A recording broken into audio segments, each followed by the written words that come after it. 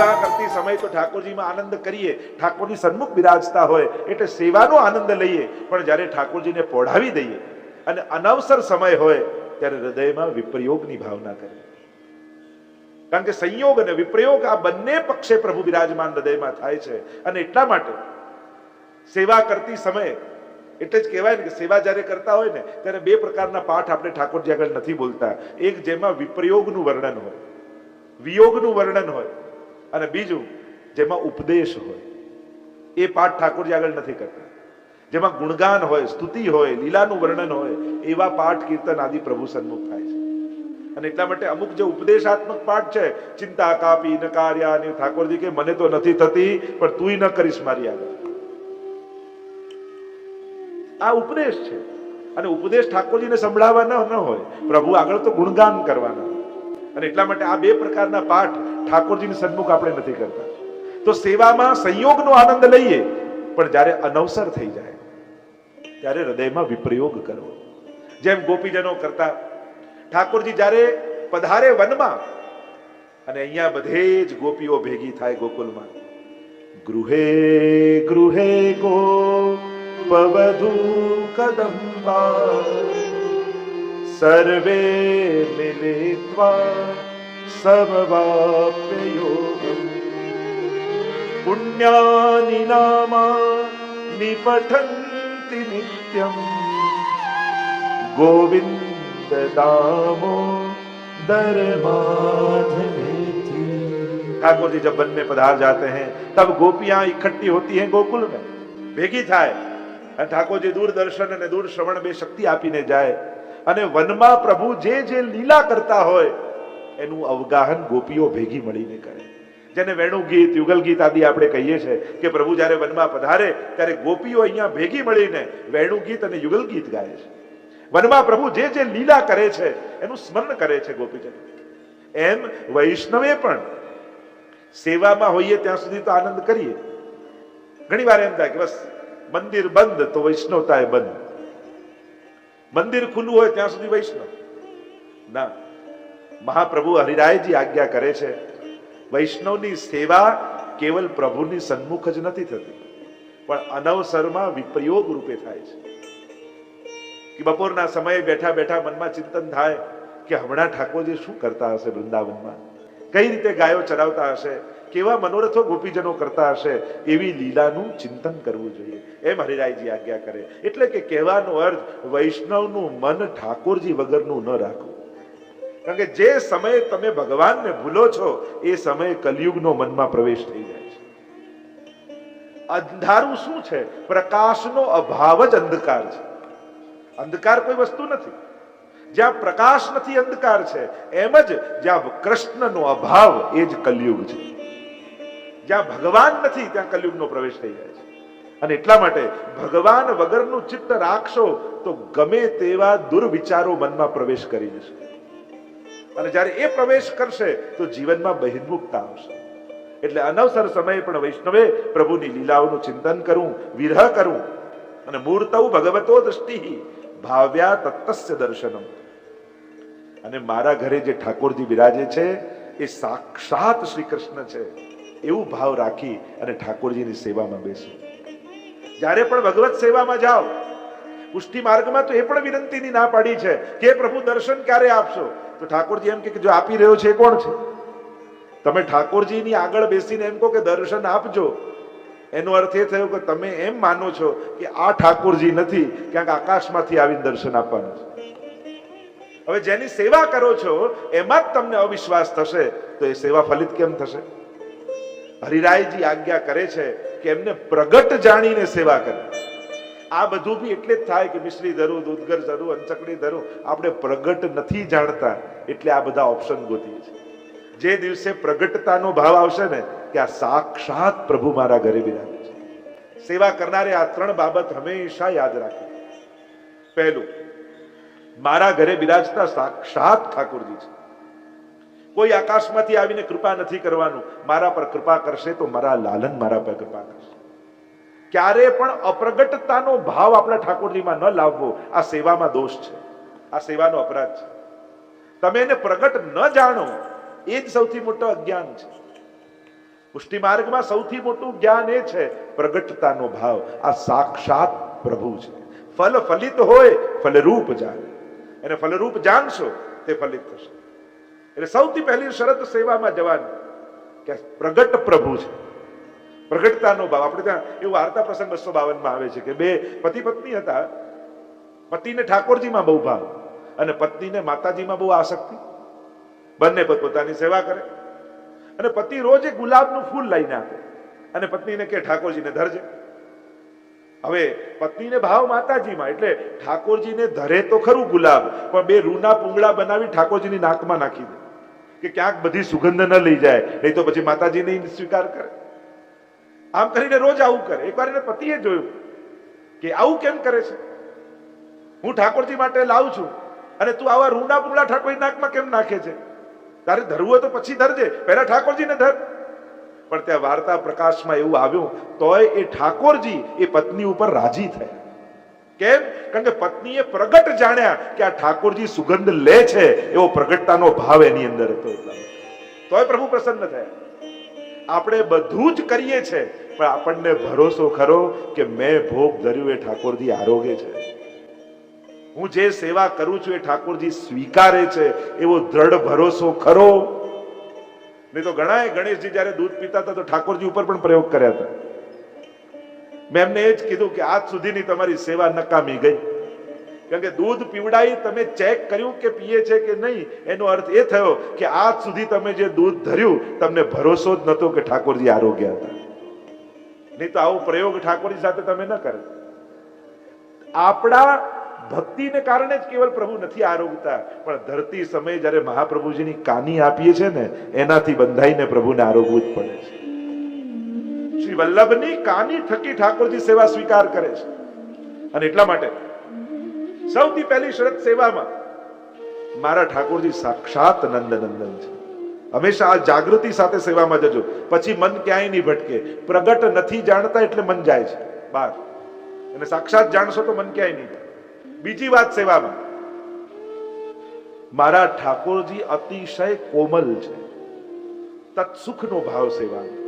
હું શું કરું કે મારા પ્રભુને આનંદ થાય, મારા પ્રભુને શ્રમ ન પડી જાય. અને એટલા માટે પહોળાવતી વખતે, શૃંગાર કરતી સમયે, સ્નાન કરાવતી સમયે, જગાવતી સમયે, વસ્ત્ર ધરાવતી સમયે, બધી સમયે મનમાં વિવેક રાખો કે મારા પ્રભુને ક્યાંક શ્રમ ન પડે. વસ્ત્ર એવા ધરાવવા, ઘણીવાર જેમ મર્યાદામાં ફ્રોક જેવા વાઘા આવે, આપણે પુષ્ટિ માર્ગમાં નથી ધરતા, કારણ કે કેવલ સારું દેખાય એ સેવા નથી, પણ પ્રભુને સારું લાગે એનું નામ સેવા છે. ખાલી ચળકતું દેખાય એટલે આપણે રાજી થઈએ, કેવા સરસ ઠાકોરજી લાગે, પણ જેને પહેર્યું છે એને આનંદ આવે છે કે નહીં? તત્સુખનો ભાવ આપણે ત્યાં બહુ મહત્વનો છે. કુમનદાસ માનસિંહની વાર્તામાં આવે છે, જયારે માનસિંહ મથુરામાં આવ્યા અને બધા મંદિર વાળાઓને ખબર પડી કે રાજા માનસિંહ દર્શન કરવા આવે છે, અને ભર ઉનાળાના દિવસો, અને રાજા દર્શન કરવા આવે છે ખબર પડી, એટલે બધા મંદિર વાળાઓએ પોતપોતાના ઠાકોરજીને જરીના વાઘા અને ભારે ભારે શૃંગાર ધરાવી દીધા. અને માનસિંહ જ્યાં જ્યાં દર્શન કરવા જાય એને બેચેની થાય કે જો મને બતાવવા માટે આવા ભર ઉનાળામાં ઠાકોરજીના આવા જરીના વાઘા ધરાય, ક્યાં એને આનંદ ના આવે, મન કચવાય, પ્રસન્ન ન થાય. કોઈએ કહ્યું કે આ ગિરિરાજજીની ઉપર દેવ દમન શ્રીનાથજી પ્રગટ થયા છે. માનસિંહને થયું કે લાવ દર્શન કરવા જાઉં, અને જ્યાં માનસિંહ દર્શન કરવા ગયા, રાજભોગના કિવાડ ખુલ્યા અને અત્તરનો છંટકાવ થયો છે, ખસના પડદાઓ લાગ્યા છે, ફુવારાઓ ચાલી રહ્યા છે, હલકા વાઘા અને વસ્ત્ર શ્રીનાથજી બાબાએ ધર્યા છે. અને જ્યાં દર્શન કર્યા મનમાં એવી ટાઢક વળી કે માનસિંહ એટલું બોલ્યા કે બાકી બધે તો પ્રદર્શન છે, દર્શન તો અહીંયા થઈ રહ્યા છે જ્યાં ઠાકોરજીના સુખનો વિચાર થાય છે.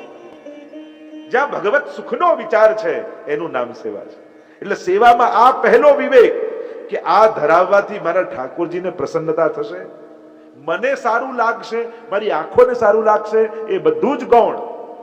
સેવામાં પ્રધાન પહેલો વિચાર પ્રગટતાનો ભાવ, બીજો વિચાર તત્સુખનો, મારા પ્રભુ અતિ કોમલ છે.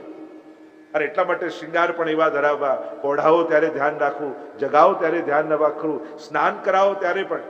નહીં તો ઘણી વાર શૃંગાર કરતી સમયે લોકો ઠાકોરજીને યોગના બધા જ આસનો કરાવી નાખે, આમ કરે આમ કરે આમ કરે, અને નુપુર ધરાવા હોય ત્યારે શીર્ષાસન. પ્રભુને થાય કે સારું મને લોકો યોગેશ્વર કહે છે, હવે સમજાયું, આ બધા યોગના આસન આને મને શીખવાડી દીધા. તો શૃંગાર કરતી સમયે ઠાકોરજી સીધા રહેવા જોઈએ, એ આપણને આવડવું જોઈએ વિવેક. કે શૃંગાર કઈ રીતે ઠાકોરજીને કરાય. શૃંગાર ચોકીમાં કે ગોદીમાં પધરાવીને શૃંગાર કરતા હોઈએ તો પ્રભુને આડાવડા ન કરાય. શૃંગાર ધરાવવું પણ એક કળા છે. એમને પોઢાવો તો કઈ રીતે પોઢાવો. લાલન હોય તો લડ્ડુ વાળો હાથ ઊંચો રહે, ક્યાં તકિયા રાખવા, કઈ રીતે વેણું રાખવી, કઈ રીતે અત્તા સમર્પવું તૈયાજીને, આ બધાનો વિવેક છે. જગાવતી સમય પણ વિવેક રાખો. ઘણા એવા ઉતાવળમાં ટન ટન ટન ટન કરી ટેરો લઈને પધરાવી દે, ભોગ ધરે, પછી શૃંગાર ધરે, હાથ કાસા કરે, ધારી ભરે, ભોગ ધરે, પાછા શૃંગાર વાળા કઈ પડે, હા સેવાપતિ. તો પતાવવા માટે શરૂ કર્યું. બે કાર્યમાં ઉતાવળ નહીં કરો. એક પ્રભુને જગાવતી વખતે અને બીજું પોઢાવતી વખતે. કે નાનું બાળક હોય કોઈ તો આપણે ન જગાડતી વખતે ઉતાવળ કરી, ન સુડાવતી વખતે. બને તો થોડી વાર શાંતિથી એ સમય બેસે અને પ્રભુને ધીમે રહીને જગાડવા. આ વિવેક છે. સુકોમલતાનો ભાવ, તત્સુખનો ભાવ, આ બીજો વિચાર. અને સેવામાં ત્રીજો મહત્વનો વિચાર છે કે ઠાકોરજી જે મારા ઘરે બિરાજે છે એ શ્રી વલ્લભની કૃપાથી મારા ઘરે પધાર્યા છે. શ્રી મહાપ્રભુજીની કૃપા મારા ઉપર થઈ, નહીં તો ઠાકોરજી મને ક્યાં ઓળખે. શ્રી વલ્લભે કૃપા કરી મને પ્રભુ પધરાવી દીધા. અને એટલા માટે સદાય સેવા કરવાની શરૂઆત કરતા પહેલા મહાપ્રભુજીનું સ્મરણ કરો. જય જય શ્રી વલ્લભ પ્રભુ વિઠ્ઠલેશ સાથે નિજ જન પર કરત કૃપા ધરત હાથે. આ બધા વિવેકો છે. આ ત્રણ બાબત સેવામાં ધ્યાન રાખો.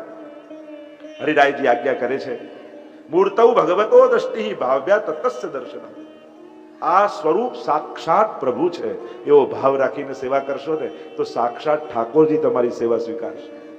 પણ મૂર્તિ કે ચિત્ર કેવલ એવો ભાવ રાખશો કે આ કોઈ કેવલ આકાર છે, ભગવાન આ નથી, ભગવાન ક્યાંકથી આવવાના છે, તો તમારી સેવા નિષ્ફળ જશે.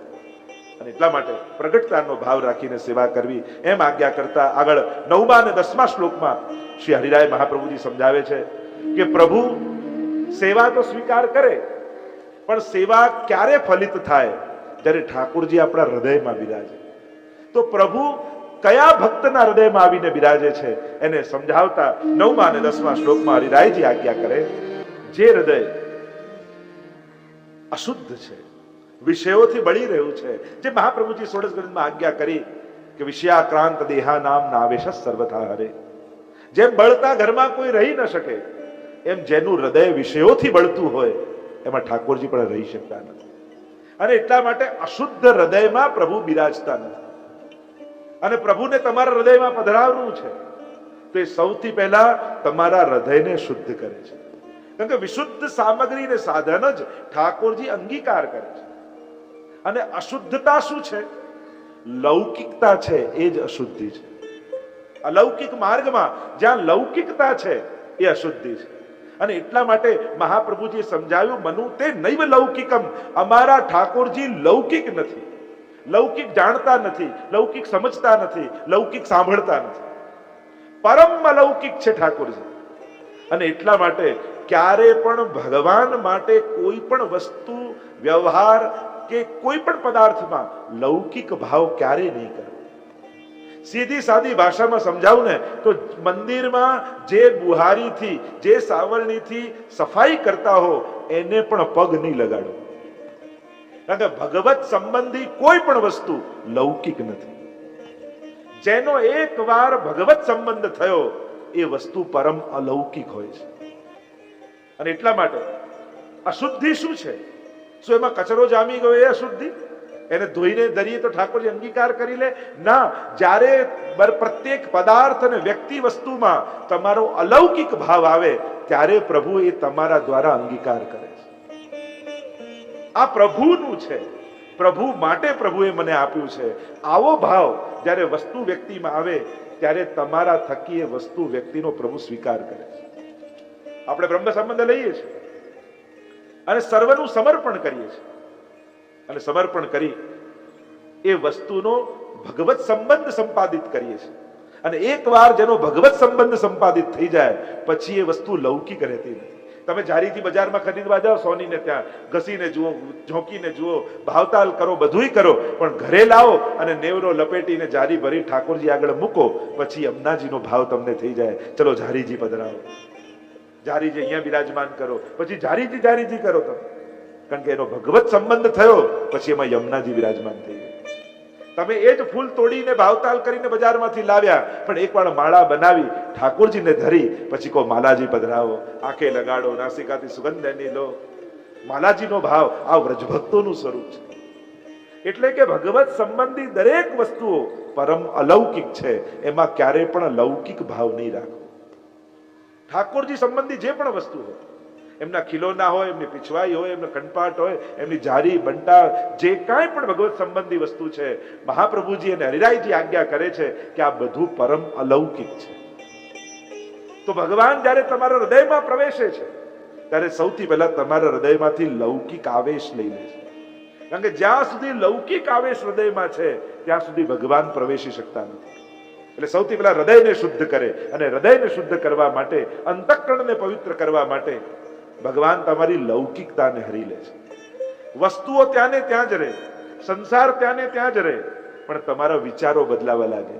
જો પ્રભુએ કૃપા કરીને આ ઘર આપ્યું છે, જો પ્રભુએ કૃપા કરીને આ પરિવાર આપ્યો છે, અને આટલી અનુકૂળતા પ્રભુએ કરી આપી છે, અને હું આ બધું પ્રભુને ન સમર્પું તો પ્રભુનું મેં રાખી લીધું કહેવાય. આ પ્રભુ માટે તો મળ્યું છે. એટલે કે આ બધું મળતું જાય છતાં એ ભાવ, કારણ કે સાધારણ વ્યક્તિ અને વૈષ્ણવમાં ફરક એ છે, સાધારણ વ્યક્તિ કોઈ ઉત્તમ વસ્તુ જુએ તો એને ભોગવવાની ઈચ્છા થાય, અને વૈષ્ણવ કોઈ ઉત્તમ વસ્તુ જુએ તો એને ભોગ ધરવાની ઈચ્છા થાય. એને ભોગવવાની ઈચ્છા ન થાય, એને ભોગ ધરવાની ઈચ્છા થાય. અને એટલા માટે જ આપણે જયારે કોઈ પણ ઉત્તમ વસ્તુ જોઈએ છે ત્યારે આપણા વૈષ્ણવી સંસ્કારમાં એમ બોલવામાં આવે, જો આ તો પ્રભુને લાયક છે. આપણે સારી વસ્તુ જોઈને શું બોલીએ, આ તો ઠાકોરજીને લાયક છે. વૈષ્ણવને ભોગવવાની ઈચ્છા નથી, ભોગ ધરવાની ઈચ્છા છે. અને એટલા માટે અમારા હરિરાયજી આજ્ઞા કરે છે કે પ્રભુ જીવના હૃદયમાં પહેલા પ્રવેશે એના પહેલા એના અંતઃકરણને વિશુદ્ધ બનાવે છે. કારણ કે પ્રભુ પરમ અલૌકિક છે, અને અલૌકિક હોવાને કારણે એમને લૌકિકતા સમજમાં આવતી નથી. આપણી લૌકિકતા શું છે? અનેક પ્રકારથી આપણે લૌકિક વ્યવહાર ઠાકોરજી જેવો કરવા જઈએ છીએ. પહેલો કયો રીતે વ્યવહાર જો લો, પ્રભુ માના આટલા પાઠ કર્યા અને આટલી સેવા કરી તોય ઠાકોરજી મારી સાથે આમ કરે. આ લૌકિકતા છે. પ્રભુ વ્યવહારુ નથી, પ્રભુ કૃપાલુ છે. એને તમે લૌકિક વ્યવહારથી ના જોકો. અને ઘણીવાર એવું થાય, આપણને ન થાય ને તો બીજા આવીને આપણી બુદ્ધિ બગાડી જાય. લો, તમે તો આટલી સેવા કરતા તોય તમારી જોડે આમ થયું, એટલે આપણું મન ચકડોળે ચડવા લાગે. લો, તમારી વાત તો આટલા પાઠ કરતા અને આટલી સેવા તોય બીમાર પડ્યા. હવે સેવા અને બીમારીને મેળ ક્યાં? શરીર છે, અક્ષરથી શરીર જે નાશવંત છે જ શરીર છે, એનું કોઈ કનેક્શન. પણ લોકો એને લોજિક એવું જોડીને, એટલે સેવા કરનારા મનને ચકડોળ ચડે. વાત સાચી, પેલા કાંઈ નથી કરતા ને એને કઈ નથી થતું, અમારા આટલા કરતા તોય બીમાર પડે. આ રીતે સાર કઢાય. સાર એમ કઢાય, બા આટલા બીમાર પડ્યા તોય ઠાકોરજીનું નામ મુખમાંથી જતું નથી, તો એમની સેવા શ્રદ્ધા ઘટતી નથી. મારે પણ આવી શ્રદ્ધા રાખવી જોઈએ. પ્રેરણા આવી લેવાની. ઊંધી લોકો પ્રેરણા આપે, લો આવી સેવા કરે ને આટલા પાઠ કરે તોય એમને આમ થયું. આ લૌકિકતા છે. પ્રભુને ક્યારે પણ લૌકિક વ્યવહારિક બુદ્ધિથી પ્રભુના સ્વભાવ, સામર્થ્ય, ક્રિયા આ બધાનું મૂલ્યાંકન ક્યારેય નહીં કરે. બીજી વાત, પોતાના કરેલી સેવા, પોતાના કરેલા પાઠ, પોતાના કરેલા સત્કર્મો ક્યારે ઠાકોરજીને ગણાવવા નહીં. હું તો રોજ આટલા પાઠ કરું તોય મને આમ થયું, હું તો આટલી માળા કરું, ઠાકોરજી કે મેં તને કહ્યું તું કર. આ તો જીવનું કર્તવ્ય છે. અને એટલા માટે પોતાના કરેલી સેવા ક્યારે ઠાકોરજીને ગણાવવી નહીં. કારણ કે આપણી સેવા એ આપણો ઠાકોરજી પર ઉપકાર નથી, પણ ઠાકોરજીનો આપણા પર ઉપકાર છે કે એમણે આપણને આ અવસર આપ્યો છે. સેવા એ પ્રભુનો આપણા પર ઉપકાર છે કે આપણને સેવા કરવાની તક આપે છે, મોકો આપે છે, અવસર આપે છે. તમે બધા પર, તમારા બધા પર ઠાકોરજીની કેટલી કૃપા છે કે તમને પરિવારમાં એવા સંજોગો મળ્યા છે કે તમને ભગવત સેવા કરવાનો અવસર મળે છે. બધા સેવામાં ઘરમાં કદાચ ના આવતા હોય તો વાંધો નહીં, પણ તમને સેવા કરવા દે છે ને એ પણ ઠાકોરજીની તમારા પર કૃપા જ જાણે કે ચલો હું તો સેવા કરું છું, મને સેવામાં લોકો સહાયક છે, મને કોઈ વિરોધ નથી કરતું, આ ઠાકોરજીની કૃપા છે મારા પર. તો લૌકિકતા પ્રભુને સ્પર્શતી નથી. જ્યાં સુધી બુદ્ધિમાં લૌકિકતા છે ત્યાં સુધી આ બુદ્ધિ પ્રભુનો અનુભવ નહીં કરી શકે. આ હૃદયમાં પ્રભુ પધારી નહીં શકે. મનુ તે નૈવ લૌકિકમ, પ્રભુજી કહે છે. અમારા ઠાકોરજી લૌકિક નથી, લૌકિક વ્યવહાર જાણતા નથી, લૌકિક ગણતરી જાણતા નથી. અને એટલા માટે પ્રભુને પરમ અલૌકિક જાણવા. પ્રભુ સંબંધી પ્રત્યેક વસ્તુને પણ અલૌકિક જાણવી. એમનું ખંડપાટ હોય, એમનું સિંહાસન હોય, એમના ખીલોના હોય, આ બધું અલૌકિક ભાવ, એને અલૌકિક ભાવે જોવા. અમારા દામોદરલાલજી મહારાજશ્રીની પ્રસંગમાં આવે છે, મથુરા બિરાજતા ખંડપાટ પર એક પોપટ હતો, શુક. એનો પગ તૂટી ગયેલો, એટલે પડી જાય. એટલે રોજ આરતી કરવા પધારે એટલે મુખિયાજી કહે કે જરા આનો પગ તૂટી ગયો છે ને પડી જાય છે, અને ઝાડ લગાડીને ઠીક કરાવી લો. ઠીક છે, કરાવી લઈશું. એક દિવસ ગયો, 2 દિવસ ગયો, 3 દિવસ, રોજ મુખિયાજી કે 3જા દિવસે પાછા આપ સેવામાં પધાર્યા અને ફરી મુખિયાજીએ પોપટ શુક આપ્યું કે આનો પગ તૂટી ગયો છે ને પડી જાય છે, તમે ઠીક કરાવી લો. અને ત્યારે આપશ્રીએ હાથમાં લીધો શુક અને આટલું બોલ્યા કે પ્રભુ, આ જીવ આપનો છે. અને શુકને કહ્યું કે શુકદેવજી, આપની સેવા ઠાકોરજી સુધી પહોંચી ગઈ છે, હવે આપ નિજધામ પધારો. એમ કરીને ચાંદીના શુકને જ્યાં આમ છોડ્યું અને એને પાંખો ફૂટી ગઈ અને ઉડતું ઉડતું લીલામાં પહોંચી ગઈ. અને ત્યારે મુખિયાજીને ખબર પડી કે ભગવત સંબંધી દરેક વસ્તુ પરમ અલૌકિક હોય છે. ક્યારે પણ ભગવત સંબંધી કોઈ પણ વસ્તુમાં લૌકિકતાનો ભાવ નહીં રાખો, અને પરમ અલૌકિક જાણો. એ ભલે ખીલોના હોય, વસ્ત્રો હોય, એટલે તો આપણે ત્યાં વસ્ત્ર સેવા પણ થાય છે. સ્વયં ઠાકોરજી ના બિરાજતા હોય તો પ્રભુની વસ્ત્રજી, કારણ કે એકવાર ભગવત સંબંધ થયો પછી એ વસ્તુ લૌકિક નથી રહેતી. કારણ કે મર્યાદા માર્ગમાં પ્રભુ સ્વીકાર કરે છે અને પુષ્ટિ માર્ગમાં અંગીકાર કરે છે. સ્વીકાર અને અંગીકારમાં ફરક એ, કોઈએ તમને વસ્તુ આપીને તમે હાથમાં લીધી એ સ્વીકાર, પણ અંગીકાર એટલે પ્રભુ એને પોતાના અંગ રૂપ બનાવી દે છે. જેમ કોઈએ પેંડો આપે ને કોઈ હાથમાં લે, હવે હાથમાં લીધો એટલે ગ્રહણ સ્વીકાર કર્યો, હવે પછી બીજા કોઈને પણ આપી દે, એ ક્યાંક મૂકી પણ દે. પણ કોઈએ પેંડો લીધો ને મુખમાં મૂક્યો, અને મુખમાં મૂક્યો એટલે શરીર રૂપ થઈ ગયું, અંગ રૂપ થઈ ગયું. એમ પ્રભુ, જે વસ્તુનો સંબંધ પ્રભુ સાથે થાય એ પ્રત્યેક વસ્તુ પ્રભુ પોતાના રૂપ બનાવી દે છે.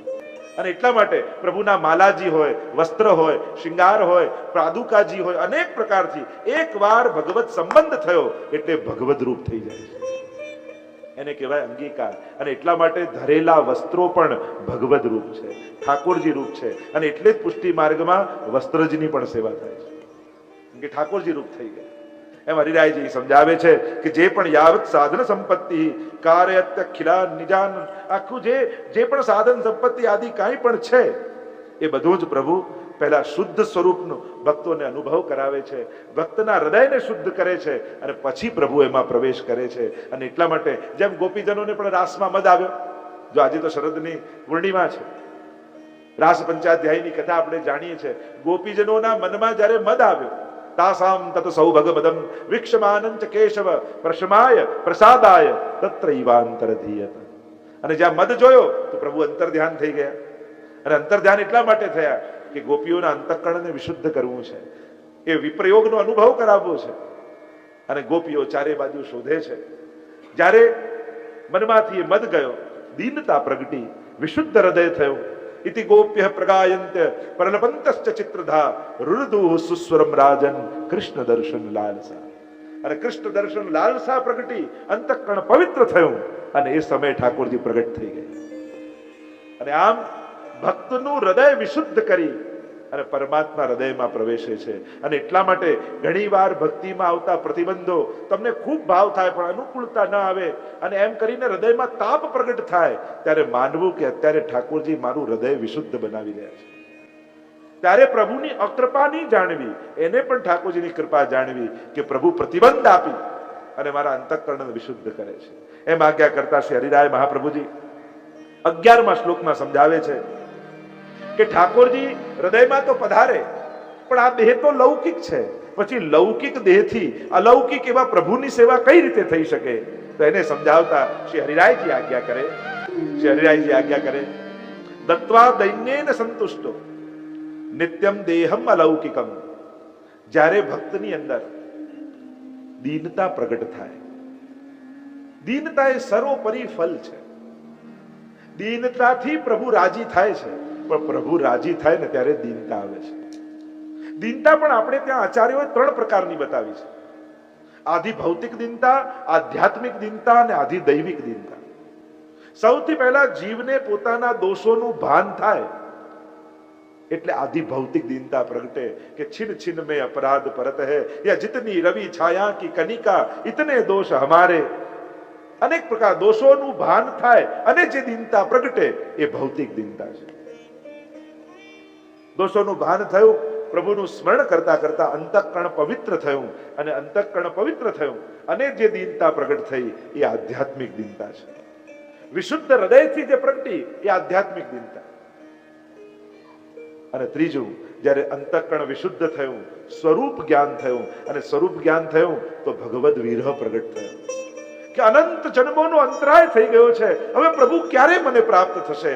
અને એવો પ્રબળ ભગવદ વિરહ થયો અને ભગવદ વિરહથી જે દીનતા પ્રગટ થાય એ આધિ દૈવિક દીનતા છે, જે ગોપીઓને રાસમાં પ્રગટી છે। અને એટલા માટે ત્યારે કારિકા મહાપ્રભુજી સુબોધનીમાં લખી, નહીં સાધન સંપત્ત્યા હરિતુષ્યતિ કશ્યચિત ભક્તાનામ દૈન્યમે વૈકમ હરિતોષણ સાધન। પ્રભુ ક્યારે પણ કોઈ પણ સાધનથી પ્રસન્ન થતા નથી। પ્રભુ પ્રસન્ન થાય છે તો કેવલ ભક્તની દીનતાથી પ્રસન્ન થાય છે। દીનતાના પાત્રમાં મનમણી મૂકી ભેટ ભગવંતજીને ધરજો, નિશ્ચયના મહેલમાં વસે મારો વાલમો, વસે વ્રજ લાડીલો રે। દયારામભાઈ એટલે જ ગાયું, દીનતાના પાત્રમાં દૈન્યતાથી અધિકાર સંપાદન થાય છે। એટલે ઠાકોરજી જે જીવ પર કૃપા કરવાના હોય ને, તમારી સેવા ઠાકોરજી સ્વીકારી રહ્યા છે એ તમને કેમ ખબર પડે? તો કે એનું પહેલું પ્રમાણે ધીરે ધીરે તમારા હૃદયમાં દીનતા આવવા લાગે। વાણી, વિચાર, વ્યવહાર આ ત્રણેયથી દીનતા આવવા લાગે। તારે માનવું કે ઠાકોરજી મારી સેવા સ્વીકારી રહ્યા છે। ધીરે ધીરે દીનતા, જેટલું પુષ્ટિ ભક્તિનું જ્ઞાન પ્રગટતું જાય એટલું દીનતા પ્રગટવી જોઈએ। દીનતા એ જ વૈષ્ણવતાનું લક્ષણ છે। એટલે કહ્યું, સૌથી પહેલા પ્રભુ દીનતાથી પ્રસન્ન થયેલા પ્રભુ ભક્તને અલૌકિક સેવો ઉપયોગી દેહ આપે છે। ભક્તની દીનતા જુએ એટલે ઠાકોરજી ભક્તિને લાયક, સેવાને લાયક દેહ આપે। આપણે ત્યાં સેવા ફલ ગ્રંથમાં પણ 3 ફળ મહાપ્રભુજીએ બતાવ્યા, અલૌકિક સામર્થ્ય, સાયુજ્ય અને લીલામાં સેવો ઉપયોગી દેહ। આ 3 ફલ સેવાના કહે। આ રીતે ઠાકોરજી દાન કરે છે। એટલે પ્રભુ જ્યારે તમારા પર પ્રસન્ન થાય ત્યારે તમને અલૌકિક દેહ, સેવા લાયક યા અલૌકિક સામર્થ્ય આપે। અને એટલે શેઠ પુરુષોત્તમ દાસની વાર્તામાં આવે છે ને, આપણે 84 વૈષ્ણવમાં, કે જ્યારે 80 વર્ષના થઈ ગયા પુરુષોત્તમ દાસજી, એટલે એમના દીકરા ગોપાલદાસને એમ થયું કે હવે મારા બાપુજી ઘરડા થયા છે, એટલે હવે મારે અપરસ કરીને સેવામાં જવું જોઈએ। અને બીજા દિવસે જ્યાં અપરસ કરીને આવ્યા ત્યારે પુરુષોત્તમ દાસજી જાણી ગયા કે મારા પુત્રને શંકા થઈ છે, મારા શરીરને જોઈને શંકા થઈ છે। અને જ્યાં સેવામાં ગયા તો એના બાપુજી, એના પિતાજી પુરુષોત્તમ દાસજી 18 વર્ષના યુવાન એમને દેખાયા અને કહ્યું કે સેવામાં કોઈ ગરડો થતો નથી, સેવા કરનારને ઠાકોરજી અલૌકિક દેહનું દાન કરે છે।